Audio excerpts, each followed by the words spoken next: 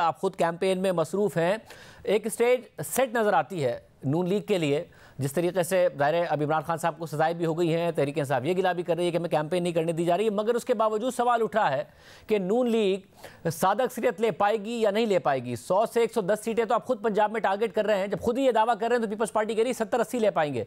अगर आप 70-80 लेते हैं तो 134 का जो मैजिक नंबर है सादा अक्सरियत का, वो पूरा कहाँ से करेंगे हसन इकबाल साहब, जो आप बार बार कह रहे हैं कि अगर हमें सादा अक्सरियत मिलेगी तो ही मुल्क के मसाइल हल करेंगे।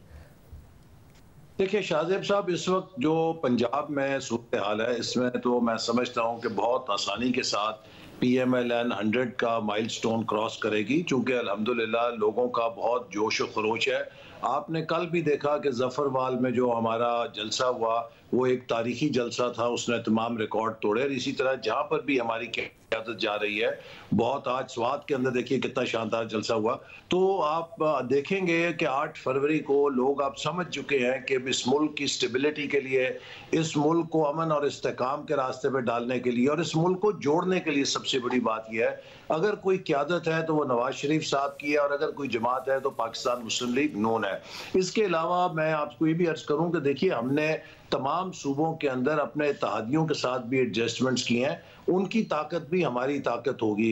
जैसे मिसाल के तौर पे कराची में MQM के साथ हमारी एडजस्टमेंट है, सिंध में GDA के साथ है, JUI के साथ है, KP में JUI के साथ है, बलूचिस्तान के अंदर जो वहाँ की मुकामी जमातें हैं उनके साथ भी हमारी एडजस्टमेंट है।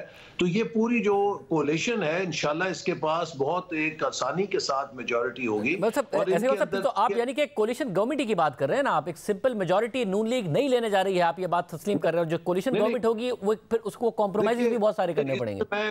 आपने वो बीच में वो किया, मैं ये बात वाजे करने लगा था कि ये coalition with PMLN as the majority party, और ये हमारे पास मेजॉरिटी होगी, लेकिन उससे बियॉन्ड हमारे जो हलीफ जमातें हैं, जो हमारे कोलिशन पार्टनर्स हैं, उनकी इजाफी सीटें होंगी। तो ये एक बहुत कंफर्टेबल पोजीशन में हुकूमत होगी कि जो मुल्क के मसाइल को हल कर सके।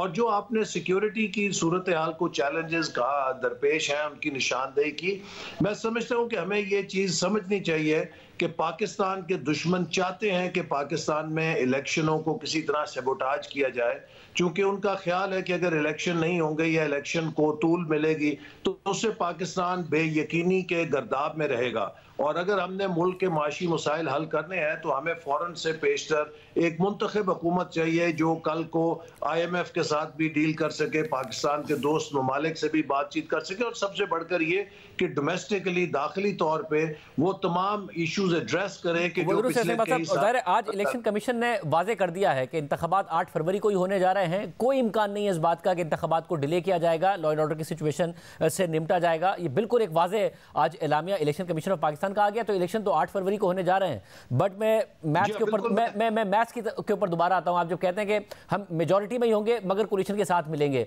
ये जब 100-110 आप खुद ही टारगेट कर रहे हो, अगर 5-10 सीटें भी इधर उधर हो गई आपकी और आप 95-90 आते हैं, और मैं अजम्पशन पे बात हो रही है, तो आप पूरी कहां से करेंगे बाकी अपने लिए ही सिर्फ और सिर्फ जो बाकी की 38-39 सीटें हैं दूसरे सूबों में कहां से आप ले पाएंगे? सिंध में आपकी नहीं प्रेजेंस नजर आ रही, खैबर पख्तूनख्वा में PTI का दावा है कि वो आज़ाद उम्मीदवारों के साथ भी बहुत पॉपुलर है, वो तो मौलाना फजल रहमान को बड़ा चैलेंज देने की बात कर रहे हैं। कराची में पीपल्स पार्टी कह रही है कि अगर आपने MQM से किया होगा इत्तेहाद कि हम 13-14 सीटें लेंगे, तो MQM को यहाँ चैलेंज नजर आ रहा है। तो आपके इत्तेहादी भी इस वक्त चैलेंज पोजिशन में है और आपको भी चैलेंज है सादा अक्सरियत के लिए। नहीं, देखिए इस वक्त पाकिस्तान मुस्लिम लीग नून बलूचिस्तान के अंदर काफ़ी नशिस्तों पर इलेक्शन लड़ी और वो विनिंग नशिस्तें हैं। इसी तरह KP के अंदर जो हज़ारा डिवीज़न है, मानसेरा है, इसी तरह स्वात में आज आपने देखा कितना शानदार जलसा हुआ, और हम तो वहाँ पर पहले 2018 में भी इन जगहों पर सीटें जीत चुके हैं।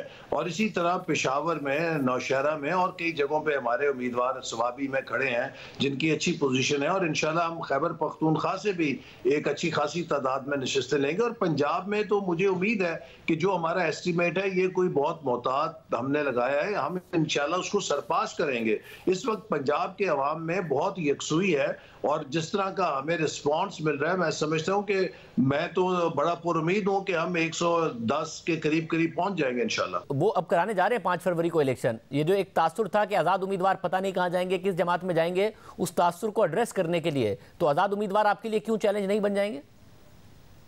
जी देखिए, आजाद उम्मीदवार जो आएंगे वो हम देखेंगे कि उनका क्या फैसला होगा। लेकिन असल बात तो यह है कि आपने देख लिया कि जो पीटीआई के अंदर लोग थे उनके अंदर कितनी कोहिजन थी।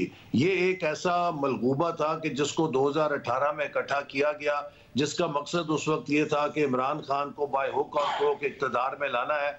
उसमें कॉम्प्रोमाइजेस किए गए, हमारी जमात के लोग तोड़े गए, दूसरी जगहों से लोग तोड़े गए, और जो ही थोड़ा सा प्रेशर आया वो सारा हाउस ऑफ कार्ड्स जो है वो तितर बितर हो गया।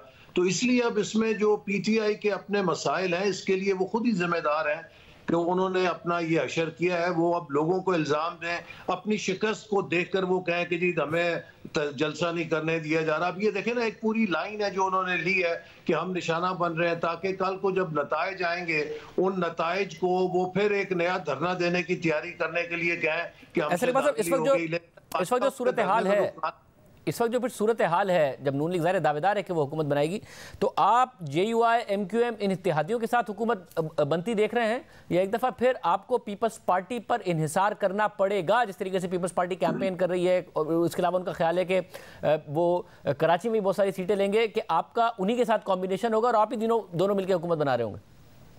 देखिए, मैं समझता हूं कि सबसे प्रेफर्ड मुल्क के लिए यह है कि एक जमात को सिंगल मेजॉरिटी मिले, और वो मुस्लिम लीग नून ही है कि जिसके पास इकोनॉमिक, आपने देखा हमारा मैनिफेस्टो कितना कॉम्प्रिहेंसिव है।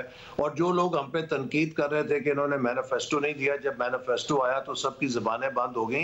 किसी और सियासी जमात के पास इतना कॉम्प्रिहेंसिव रोड मैप और होमवर्क नहीं है। हमारी टीम है कि जिसके पास तजुर्बा है। लिहाजा पाकिस्तान के लिए ज़रूरी है कि PMLN को इतनी कंफर्टेबल मेजॉरिटी हो कि वो मुल्क को चला सके और फैसले कर सके। ताहम चूंकि अगला, जो मैं समझता हूं अगला 5 साल का पीरियड जो है ये रिफॉर्म्स का पीरियड होगा। अगर हमने एक मुस्तकिल देरपा लॉन्ग टर्म ग्रोथ की बुनियाद रखनी है तो हमें बहुत सारी इस्लाहात भी करनी है, और इस्लाहात के लिए एक ब्रॉड बेस्ड पॉलिटिकल सपोर्ट दरकार होती है। तो इसलिए हम मेजॉरिटी होने के बावजूद कोशिश करेंगे कि अपने हलीफों को साथ मिलाएं। पीपल्स पार्टी की जो शमूलियत या ना शमूलियत, इसका बड़ी हद तक इन्हिसार अगले इंतखाबी मंजरनामे पे है कि क्या होगा। लेकिन बिलावल भुट्टो साहब ने तो तकरीबन कश्तियां जला ली हैं कि वो, मेरा ख्याल है, आइंदा किसी सेटअप का हिस्सा नहीं बनना चाहते। और मुस्लिम लीग नून के साथ जो उसके इत्तेहादी हैं, हम इनके साथ मिलकर भी एक अच्छी स्टेबल हुकूमत इंशाअल्लाह ताला चलाने की पोजीशन में होंगे। मगर स्टेबल होगी कैसे अगर आपको मेजॉरिटी मिल भी गई? हमने तो तारीख में देखा है कि आपको 2013 में मेजॉरिटी मिल गई थी, कंफर्टेबल पोजीशन में थे आप, मगर 2014 से अदम इस्तेहकाम शुरू हुआ, धरनों का मामला शुरू हुआ, और वो अदम इस्तेहकाम ही रहा। फिर 2017 में पनामा और ये सारे के सारे मामलात हुए। अगर आपको मेजॉरिटी मिल भी जाए तो जिस तरीके से इमरान खान को सजाएं दी जा रही हैं, वो आपकी हुकूमत आने के कुछ अर्से बाद मुमकिन तौर पर ये सजाएं सस्पेंड हो जानी, उन्हें बाहर आ जाना है, तो कैसे एक स्टेबल आप हुकूमत कर पाएंगे जो जिस तरीके से केसेस को उनके चलाया जा रहा है? आपको पता है कि 2014 में जो धरना था वो इमरान खान का प्रोजेक्ट तो नहीं था। इमरान खान प्रोजेक्ट उस प्रोजेक्ट का हिस्सा था, और वो अगर पुष्ट पनाही ना होती इमरान खान साहब के पास तो इनका तो धरनी जो है वो लाहौर में फेल हो जाती। तो लिहाजा अब पाकिस्तान के तमाम जो सतून हैं, जो स्टेक होल्डर्स हैं, मेरा ख्याल है कि सब ने हिस्ट्री से सबक सीखा है। सियासतदानों ने सीखा है, जुडिशरी ने सीखा है, एस्टैब्लिशमेंट ने सीखा है। अब इस बात की जरूरत है कि बजाय ये कि हम एक इंटरनल कॉन्फ्लिक्ट करें और एक दूसरे की टांगे खींचें, जो इलेक्शन के बाद का दौर होगा उसमें हमें एक नेशनल रिकंसिलिएशन के साथ और एक नेशनल कोलैबोरेशन के साथ और एक इंक्लूसिव गवर्नेंस के साथ इन तमाम इदारों को कदम से कदम मिलाकर मुल्क की तरक्की के लिए जो इकदाम करने हैं उसमें अपना हिस्सा डालना होगा। और अब मेरा ख्याल है कि ये रियलाइजेशन सब में मौजूद है। अब अगला PTI का एहतजाज तो तभी कामयाब हो सके कि अगर उसे रियासत के अंदर से कुछ अनासर की सरपरस्ती हासिल हो। अब तो कोई उनकी सरपरस्ती करना वाला मौजूद नहीं है जो 2014 में थे। तो इसलिए मैं समझता हूं कि अगला मंजरनामा पाकिस्तान के लिए बहुत खुशकुन है। हम इंशाअल्लाह ताला एक अमन के साथ, स्टेबिलिटी के साथ, एक इकोनॉमिक रिकवरी के प्रोग्राम पर जो हमने मैनिफेस्टो में दिया उस पर अमल दरामद करेंगे। और मुझे यकीन है कि 1-2 साल के अंदर पाकिस्तान को टर्न अराउंड किया जा सकता है और पाकिस्तान अपना खोया हुआ मुकाम हासिल कर लेगा इंशाअल्लाह।